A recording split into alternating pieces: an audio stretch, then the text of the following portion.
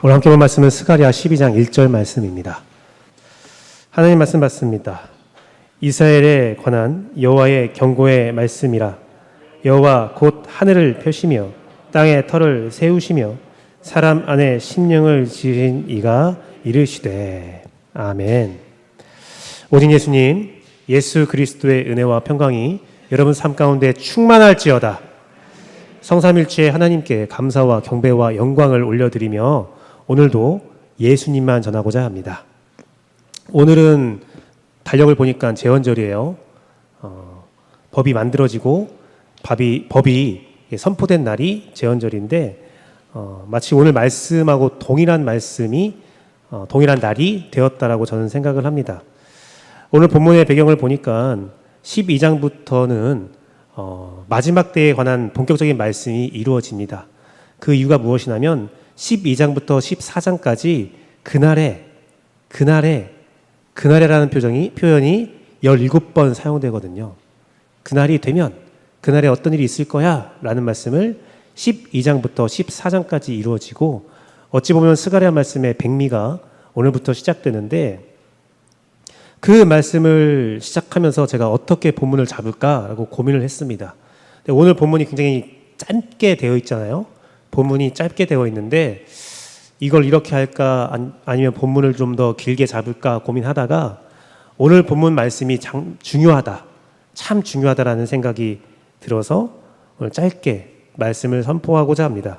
오늘 말씀은 뭐냐면요, 이제 그날의 말씀을 선포하기 전에 하나님이 어떠한 존재인가, 자신의 정체를 이스라엘 백성에게 알게 하시는 겁니다.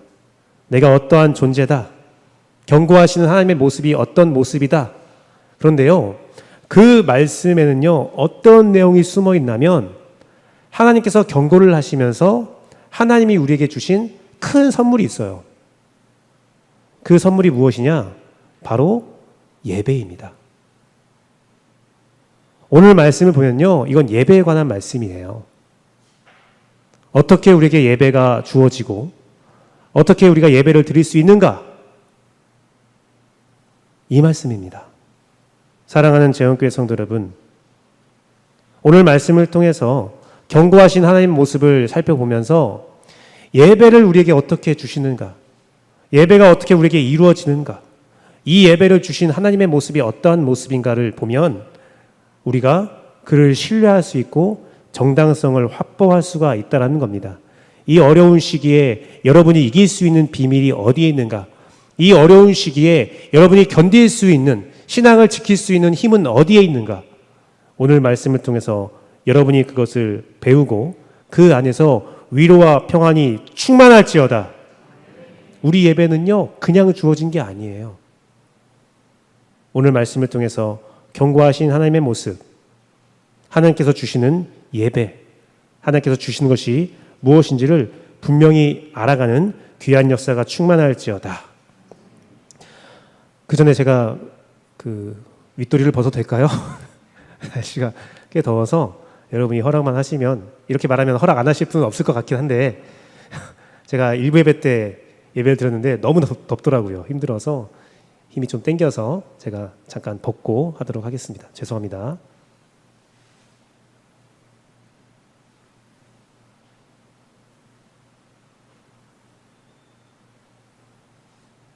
벗었을 때 몸이 더 좋으면 좋았을 텐데 예. 먼저 경고하시는 하나님의 모습, 첫 번째는요, 하늘을 펴시고 땅의 터를 세우셨다라고 기록되어 있습니다. 그것은 무엇이냐면 우리가 살아갈 환경의 기초를 다 지으신 거예요. 1절 말씀 보니까 이스라엘에 관한 여호와의 경고의 말씀이라 하고 자신에 대해서, 자신의 모습에 대해서 설명을 하는데, 여호와는 곧 하늘을 펴시며 땅의 터를 세우셨다라고 선포하고 있습니다. 창조의 하나님이라는 거죠. 내가 모든 것을 창조했다라는 거죠. 오늘 오후에 창조에 관해서 좀 살펴볼 건데요, 창세기 1장 1절 말씀을 보니까 태초에 하나님이 천지를 창조했다라고 기록되어 있습니다. 이 말씀은 다 외울 수 있는, 암송할 수 있는 말씀이죠. 태초에 하나님이 천지를 창조했다. 성경은요 창조로부터 시작됩니다. 성경을 믿냐 안 믿냐, 그것은 창조를 믿냐 안 믿냐부터 시작되는 내용입니다. 하나님은 이 세상을 창조하셨어요. 시편 33편 6절도 그 동일한 말씀을 선포하고 있습니다. 여호와의 말씀으로 하늘이 지음이 되었으며 그의 만상이 그의 입의 기운으로 이루었도다. 이것은 무엇입니까? 여호와의 말씀, 예수 그리스도를 통하여 이 세상이 창조되었고 그 만상이 그의 입의 기운으로 성령님의 능력으로 지어졌다라는 것을 이미 선포하고 있다라는 겁니다. 하나님은 이 천지 만물을 창조하셨는데요. 그 천지 만물을 창조하실 때에 그냥 창조했다라는 내용이 아니라 창조의 말씀을 잘 살펴보면 어떻습니까? 하나님께서 환경을 먼저 구축하고 그 안에 만물을 채우시는 모습이 있어요. 하나님의 창조 질서는요, 만물을 지으실 때에 그 살아갈 수 있는 환경을 다 만들어 놓으시고 만물을 창조하시고 인간을 창조하신 거거든요. 하늘을 펴시고 땅에 터를 세웠다. 이것은 그 만물들이 살아갈 수 있는 환경을 누가 창조했어요? 하나님이 창조했다. 하나님은 여러분들의 살아갈 환경을 그 기초를 다 지으셨어요. 여러분이 충분히 살아갈 수 있도록 하나님께서 하셨습니다. 그런데 한 가지 우리가 기억할 게 있어요. 창세기 1장과 2장에 대해서 신학자들은 어떻게 말하냐면 창조의 기사인데 그 안에는 예배의 모습이 담겨져 있다라고 말을 합니다. 예배를 어떻게 해야 되는가? 예배가 어떤 모습으로 이루어지는가? 사랑하는 재원교회 성도 여러분, 우리가 살 수 있는 환경은요, 이 세상의 물질과 이 세상의 것들로 살아가는 게 아니에요. 우리가 진짜 생명의 호흡을 하기 위해서는 무엇이 필요하냐? 예배가 필요합니다. 예배가 죽으면 우리의 영도 죽는 겁니다. 예배가 죽으면 우리의 삶도 죽는 겁니다. 이 세상에 살아가는 사람들을 보십시오. 여러 가지 모양으로 살아가지만 그들에겐 예배가 없을 때에 그들의 삶은 그냥 죽은 삶이에요. 살아가지만 사는 것이 아니거든요. 사랑하는 재원교회 성도 여러분, 하늘을 펴시고 땅에 터를 세우시는 살아갈 환경의 기초를 세우신 하나님께서 우리에게 어떻게 하셨느냐? 예수 그리스도를 우리에게 허락하심으로 우리가 예배를 드릴 수 있도록 인도하셨어요. 요한복음 4장 23절 말씀입니다. 아버지께서 참되게 예배하는 자들은 영과 진리로 예배할 때가 오나니 곧 이때라. 아버지께서 자기에게 이렇게 예배하는 자를 찾으시니라. 이 구절에서 가장 중요한 구절이 무엇이냐? 가장 중요한 단어가 무엇이냐라고 물어보면 어떤 사람은 영이라 말하고 어떤 사람은 진리라 말하고 어떤 사람은 예배라 말할 것입니다. 그러면 김규배 목사님은 무엇이 가장 중요하다고 생각하냐? 저는 곧 이때라. 저는 곧 이때라가 가장 중요하다고 생각해요. 왜 그러냐면 이 질문의 답은요, 사마리아 여인이 예수님께 어떤 사람은 저 산에서 예배 드리라고 하고 베델에서 예배 드리라고 하고 북이스라엘 사람들이죠. 어떤 사람은 성전에서 예배 드리라 합니다. 남유다 사람들이죠. 예루살렘 성전에서 예배 드리라고 합니다. 어디서 예배 드려야 됩니까? 그러면 그 사마리아 여인에게 필요한 것이 무엇입니까? 시간과 공간입니다. 시간이 필요해요. 산으로 가든지 성전으로 가든지. 그런데 주님의 대답은 무엇입니까? 영과 진리로 예배할 때가 있는데 언제예요? 이때라. 바로 지금이야.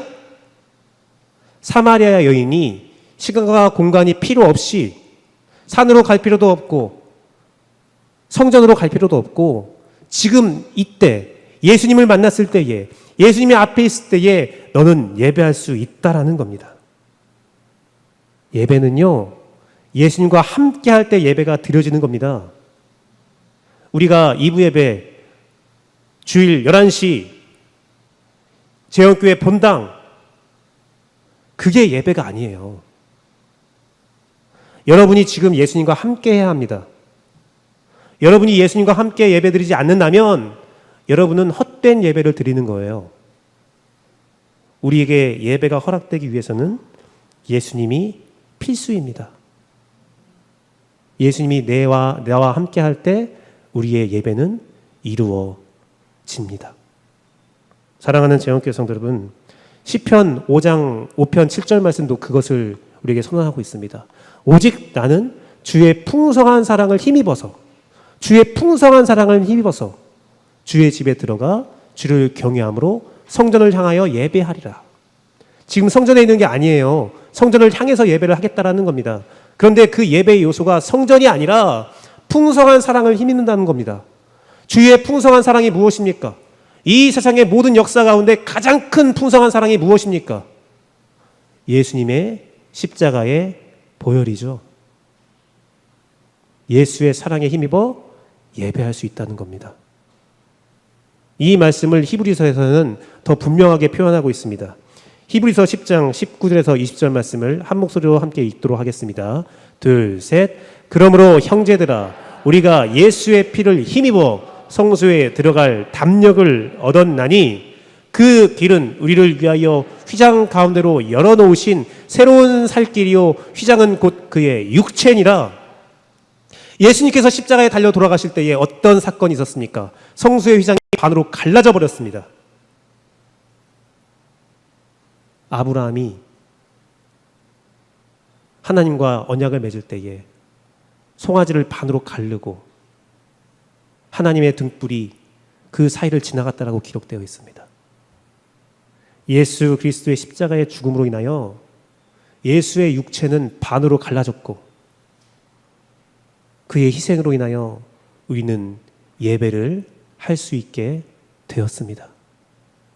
사랑하는 재영교회 성도 여러분, 지금 이 자리에 앉아 있는 여러분, 혹은 온라인으로 예배를 드리고 있는 여러분, 지금 여러분은 예수님과 함께 하고 있습니까? 예수님을 묵상하고 있습니까? 우리의 예배에 예수님이 있습니까?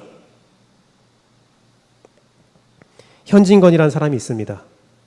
그는 사실주의 소설을 썼고요. 현진건이라고 하면 잘 모르는 분도 있는데 운수 좋은 날은 다 아시죠?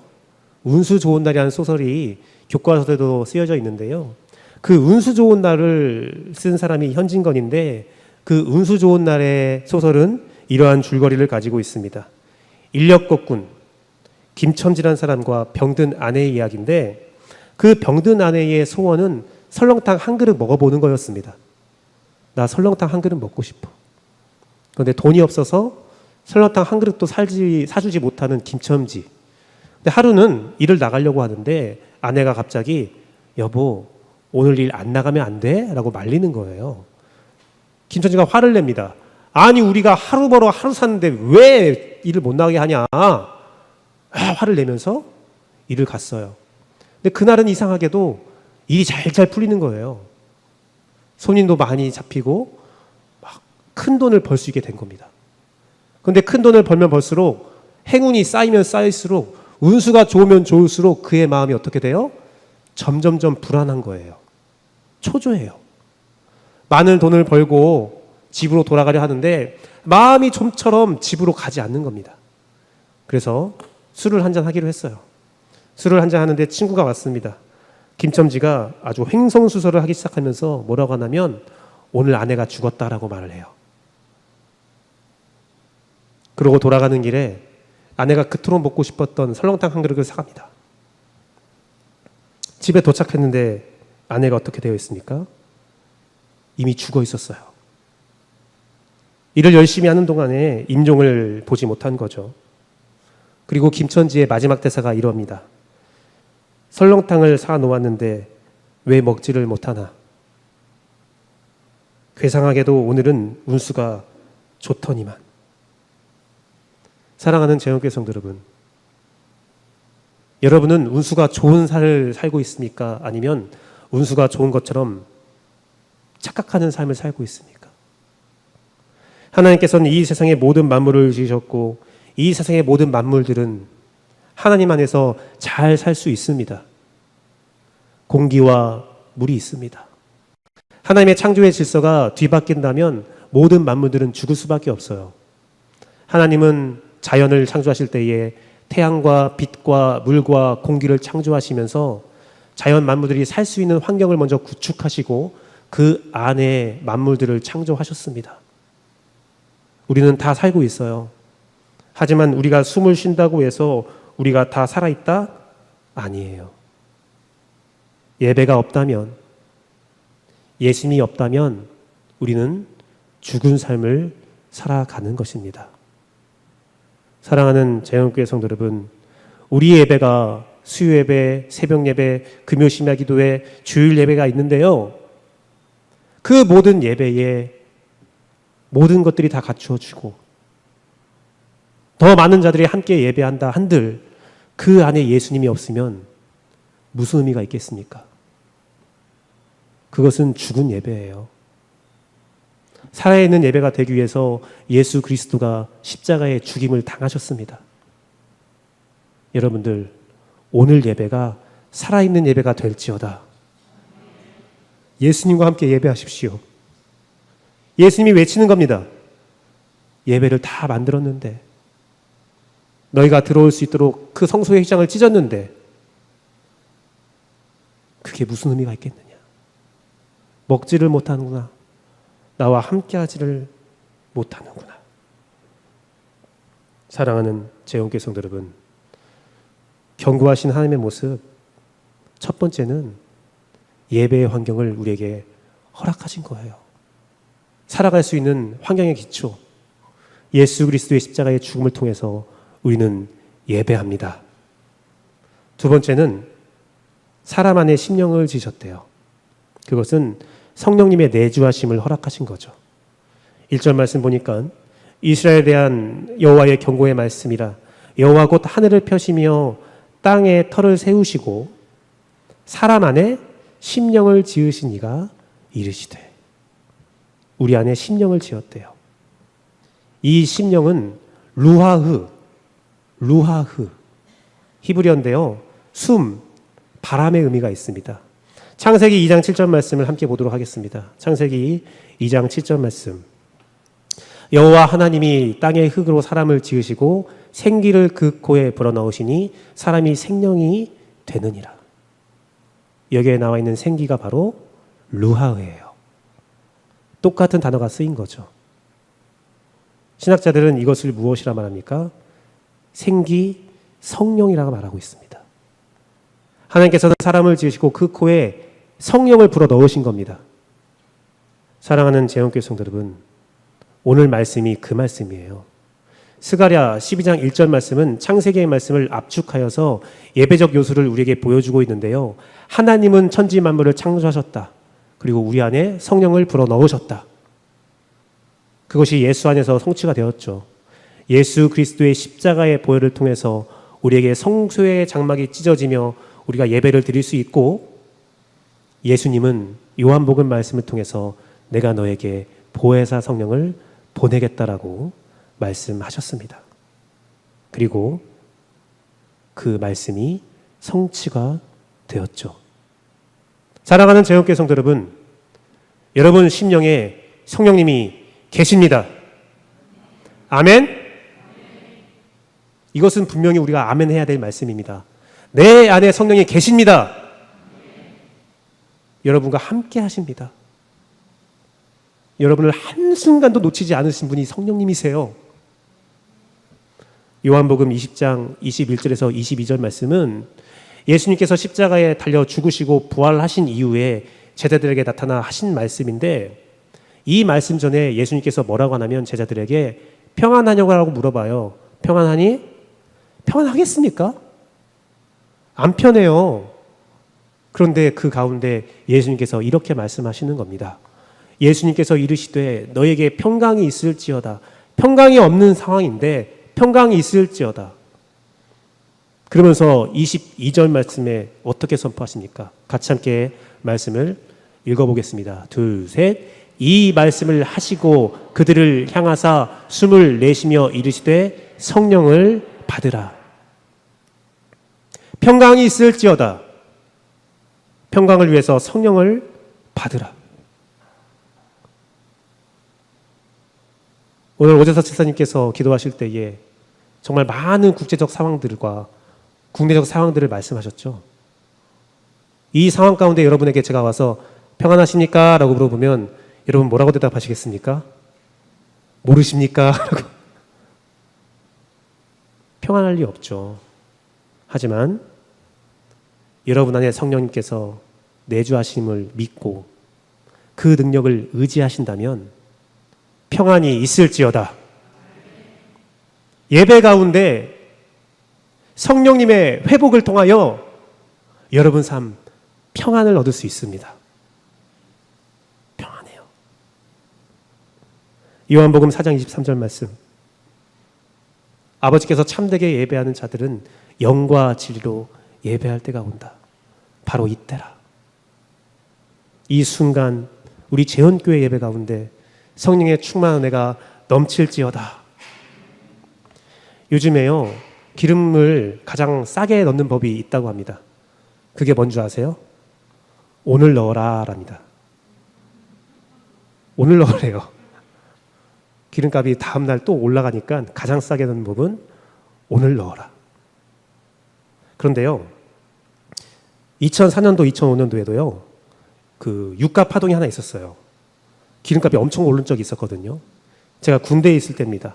중국의 경제 발전으로 인해서 기름 수요가 증가하면서 유가가 엄청 올랐어요. 지금과는 비교도 안 되지만 그때도 충격이었습니다. 1,000원 이하였던 기름이 1,000원 이상이 된 때였거든요. 그때에 제가 군대에 있을 때, 제가 기갑장교잖아요. 제가 군대 얘기하면 눈이 반짝반짝 빛난다고 하는데, 제가 기갑장교였는데 제가 전차를 움직인단 말입니다. 그런데 사단에서 공문이 내려왔어요. 기름이 비싸니 전차를 움직이지 마라. 훈련을 해야 되잖아요. 저희 한 소대에 전차가 4대가 있으니까 중대에 13대가 있거든요. 근데 한 대도 움직이지 말라는 거예요. 그럼 어떻게 훈련을 해요? 운전을 하고 전쟁을 수행해야 되는데. 그래서 그 수정한 공문이, 그러면 소대당 딱 한 대만 운전해라. 어떻게 해요? 그래서 어떻게 했냐면, 전술훈련을 하는데, 전차가 기동하는데 어떻게 했냐면요, 한 사람이 무전기를 맵니다.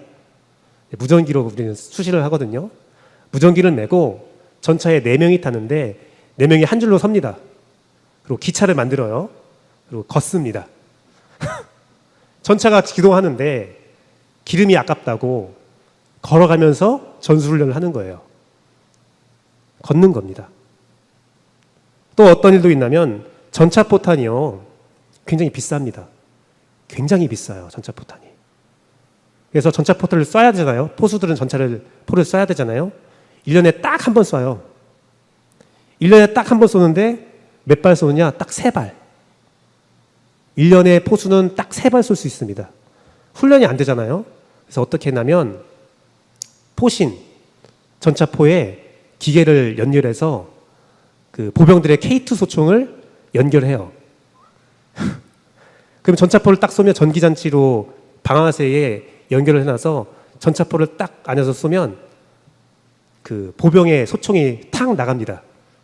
탁 나가요. 전차포 사격을 할 때 우리 기갑장교들이 한 가지 훈련하는 게 뭐냐면, 전차포 시범을 할 때에 전차 위에요, 전차 안에 들어간 게 아니라 전차 위에 서 있게 해요. 그 공포와 그 진동을 느끼라고요. 총을 쏘면 여러분들 옆에서 총소리 나면 진짜 놀라거든요. 빠바바바바방 하거든요. 수류탄을 쏘면요 더 놀라요. 수류탄 소리가요 펑이라고 생각하잖아요. 군대 갔다 오신 분은 알겠지만 쩍입니다. 쩍. 수류탄이 터지면 쩍 소리와 함께 하늘이 갈라지는 듯한 굉음이 들려요. 전차포는요 그 이상입니다. 팡 쏘면 그 전차 위에서 서 있기가 힘들어요.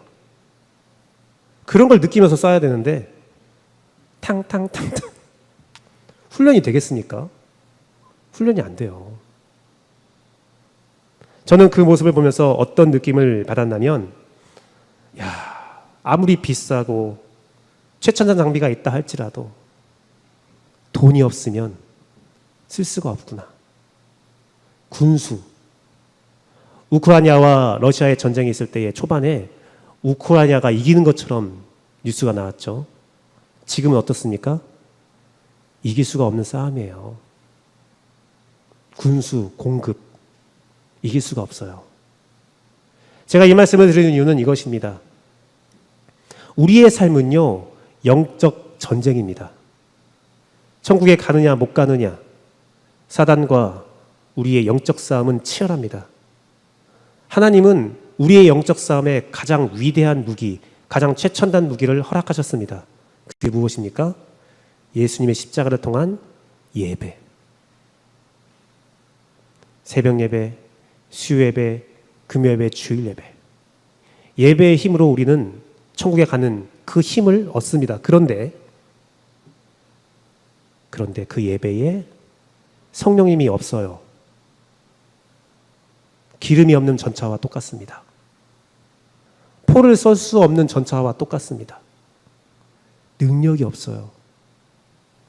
평안도 없어요. 어떠한 은혜도 없습니다. 생기가 없는 예배. 성령이 역사하지 않은 예배는 생기가 없는 그냥 피곤한 노동일 뿐입니다. 노동이에요. 괴로운 거예요.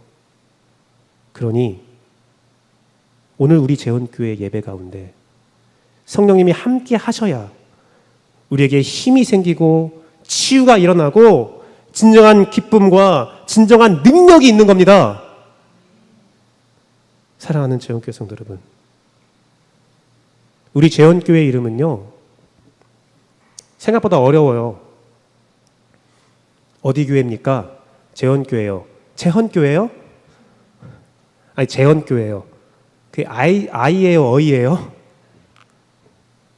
그런데 이제 재헌교회 이름을 잘 설명하면 와, 교회 이름 진짜 좋네요. 제가 늘 경험하는 겁니다. 말씀이 있는 교회. 그런데요, 우리 재헌교회에 말씀만 있으면 안 돼요. 그 말씀은 무엇입니까? 사실상 말씀은 예수님이 있거든요. 그러면 우리의 예배 가운데 예수님이 반드시 있어야 재헌교회 이름대로 예배 드리는 겁니다. 그러면 그 말씀이 어떻게 오늘날 주어집니까? 성령님이 예수님의 말씀을 우리에게 전달한다라고 기록되어 있습니다. 그러면 재헌교회 이름에는 성령님이 있는 교회라는 것이 있는 거예요. 사랑하는 재헌교회 성도 여러분, 우리가 재헌교회의 성도라면 여러분 삶에 예수님이 충만할지어다.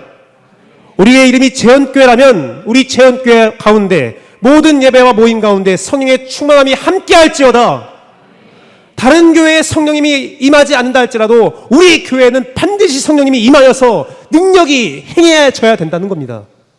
성령의 은사가 충만해야 된다는 겁니다. 성령으로 예배하고 성령으로 기도하고 성령으로 찬양해야 됩니다. 사랑하는 재헌교회 성도 여러분, 우리 함께 성령 충만의 예배를 위하여 기도하고 예배합시다. 견고하신 하나님의 모습. 하나님은 우리가 살아갈 환경을 기초를 지으셨습니다. 예배할 수 있어요. 그리고 하나님은 우리에게 성령님을 허락하셨습니다. 성령 충만으로 우린 예배할 수 있습니다. 마지막은 무엇이냐? 경고의 말씀을 하시는데 그것은 바로 말씀을 통해서 알게 하시는 거예요. 경고의 말씀. 사랑하는 재헌교회 성도 여러분,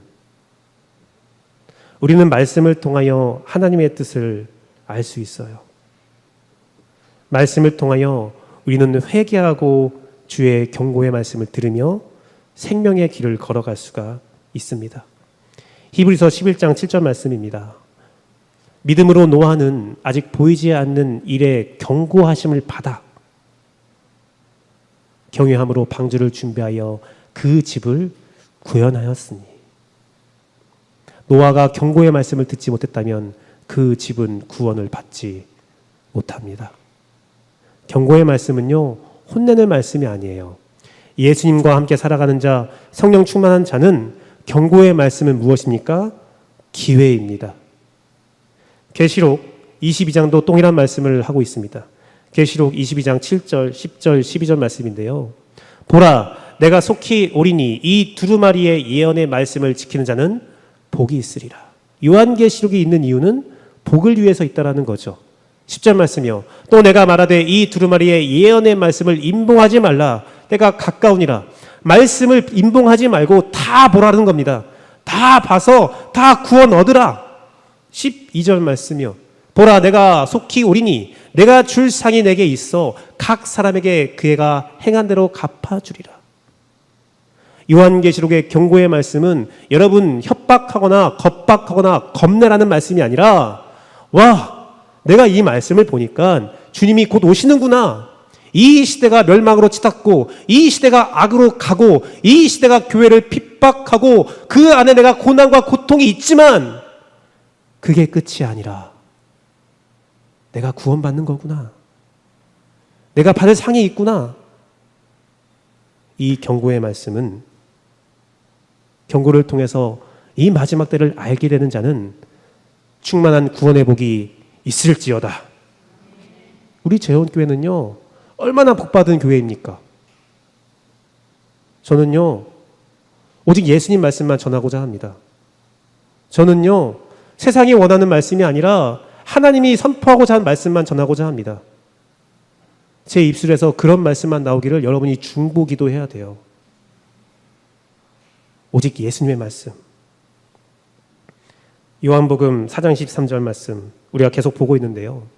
같이 한번 읽어보겠습니다. 둘, 셋.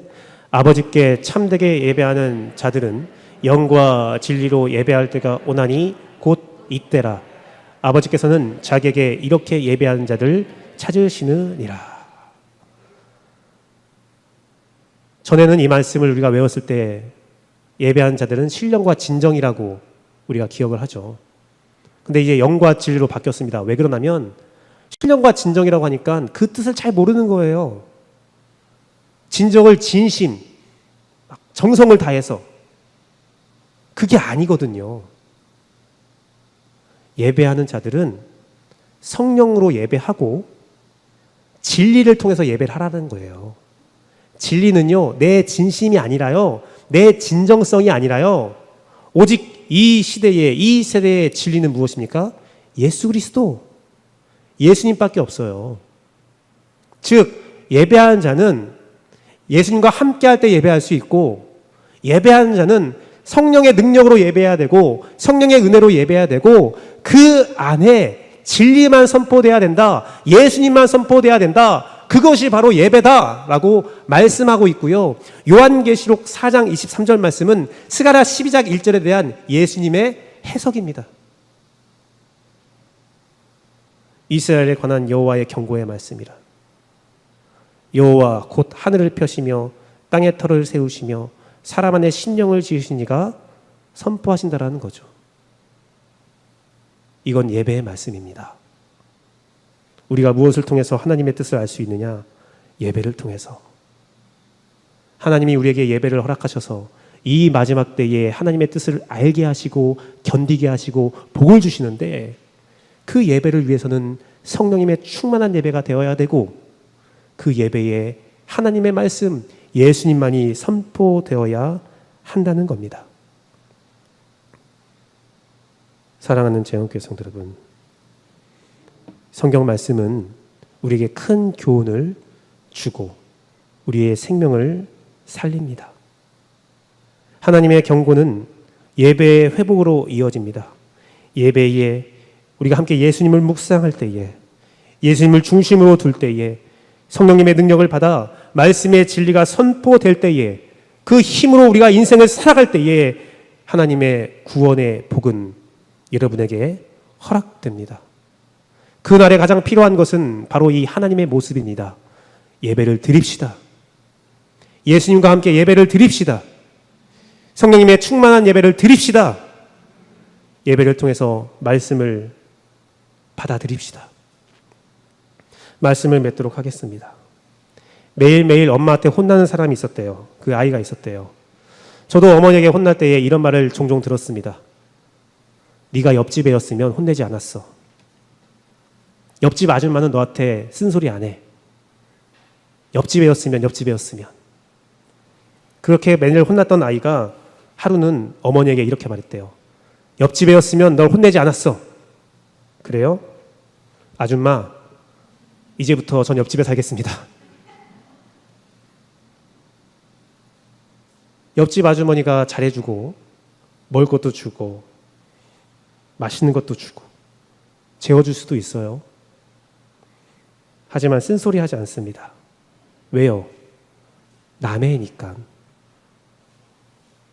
경고하신다는 것, 말씀을 통해서 찔림이 있다는 것. 왜요? 내가 하나님의 백성이니까. 하나님이 나를 사랑하니까.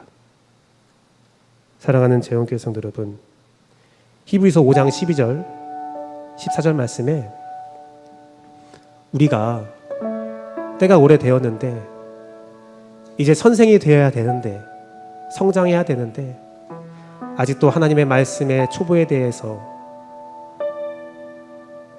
그 가르침을 받아야 할 처지니 단단한 음식을 못 먹고 젖이나 먹고 있구나. 이는 젖 먹을 자마다 어린아이다. 이것은 말씀을 경험하지 못한 것이다. 단단한 음식을 먹을 수 있는 사람은 장성한 것이니 그는 지각을 사용함으로 연단을 받아 선악을 분별한다. 사랑하는 재원교회 성도 여러분, 36년 된 재원교회라면, 말씀이 있었던 교회라면, 예수님이 함께하는 교회라면, 성령 충만한 교회라면 우리는 경고의 말씀도 잘근잘근 씹어 먹을 수 있어야 돼요. 고기는 씹어야 맛이라고 하잖아요. 다윗은 주의 말씀은 송이꿀보다 달다고 했습니다. 다윗의 인생을 보면 달달한 일만 있는 게 아니거든요. 매서운 경고의 말씀도 다윗에겐 있었고 고난과 고통도 있었거든요. 사랑하는 재원교회 성도 여러분, 오늘 경고하신 하나님의 모습을 우리가 알 수 있다면 예수 그리스도의 십자가의 복음을 통해서 예배가 허락되었고 성령님이 내 안에 있다는 것을 알게 되었고 그 안에 말씀을 통해서 우리를 알려주고 있다는 사실을 알았다면 여러분, 그 말씀을 드십시오. 그 말씀으로 살아갑시다. 다른 교회에서 어떤 말씀이 전달돼도 우리 재원교회는 주의 성령의 충만한 말씀만이 가득 넘칠 것을 믿습니다. 이 시간 함께 찬양하고 기도하도록 하겠습니다. 찬양의 열기.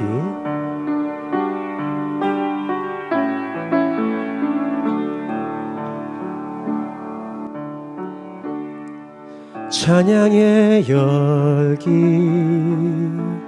모두 끝나면 주 앞에 나와 더욱 진실한 예배 드리네. 주님을 향한 노래 이상의 노래, 내 맘 깊은 곳에 주께서 원하신 것, 화려한 음악보다 뜻없는 열정보다 중심을 원하시죠. 주님께 드릴 맘의 예배, 주님을 위한, 주님을 향한 노래, 중심 잃은 예배 내려놓고 이제 나 돌아와 주님만 예배해요. 영원하신 왕, 영원하신 왕, 표현치 못할 주님의 존귀, 가난할 때도 연약할 때도 주의 모든 것, 노래 이상의 노래, 내 맘 깊은 곳에 주께서 원하신 것, 화려한 음악보다 뜻없는 열정보다 중심을 원하시죠. 주님께 드릴 마음의 예배, 주님을 위한, 주님을 향한 예배, 중심 잃은 예배 내려놓고 이제 나 돌아와 주님만 주님께 드릴 마음의 예배, 주님을 위한, 주님을 향한 예배, 중심 잃은 예배 내려놓고 이제 나 돌아와 주님만 예배해요. 이 시간 말씀을 가지고 기도합니다. 주님은 우리가 살아갈 환경의 기초를 지으셨습니다. 예수 그리스도의 십자가의 보혈로 우리는 살아갈 예배를 드릴 수 있습니다. 주님은 우리의 심령 가운데 내주하십니다. 우리는 성령님과 함께 예배할 수 있습니다. 주님은 말씀을 통해서 우리를 알게 하십니다. 예배를 통하여 선포되는 말씀이 우리의 심령을 살립니다. 이 시간 우리의 예배가 예수님과 함께하는, 성령의 충만한 은혜가 있는, 말씀의 능력 있는 예배가 되기를 간절히 바라며 기도하도록 하겠습니다. 기도하시겠습니다.